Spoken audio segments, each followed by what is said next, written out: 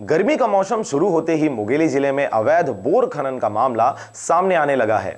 जिले में कई ऐसी बोर गाड़ियां हैं जो अधिक धन लाभ कमाने के चक्कर में बिना अनुमति के ही बोर खनन कार्य में लगे हुए हैं। इसके साथ ही जिले के पथरिया क्षेत्र से अवैध बोर खनन करने का मामला सामने आया है।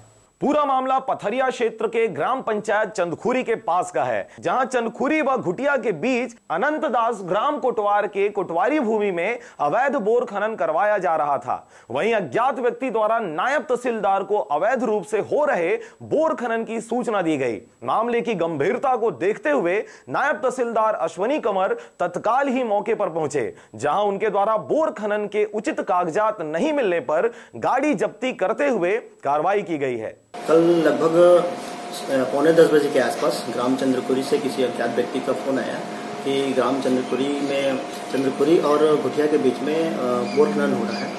तो उस संबंध में मैं मौके पर उपस्थित हुआ और उनसे जो एक ग्राम कोटवार है अनंत दास नाम का, उनकी जमीन पर जो कोटवारी भूमि है उस पर बोर करते हुए पाया। उनसे मैं पूछा किसी प्रकार की सक्षम अधिकारी से अनुमति प्राप्त किया हो कि नहीं, तो उनके द्वारा बताया गया सर जानकारी नहीं थी, इस नाम से नहीं है। तो मैं अवैध बोर खनन पाए जाने पर उसकी जब्ती कार्रवाई की गई।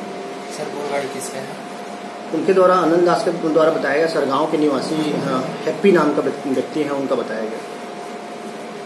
पथरिया से नारायण बंजारे व राजकुमार यादव की रिपोर्ट, आरजे रमजाजर।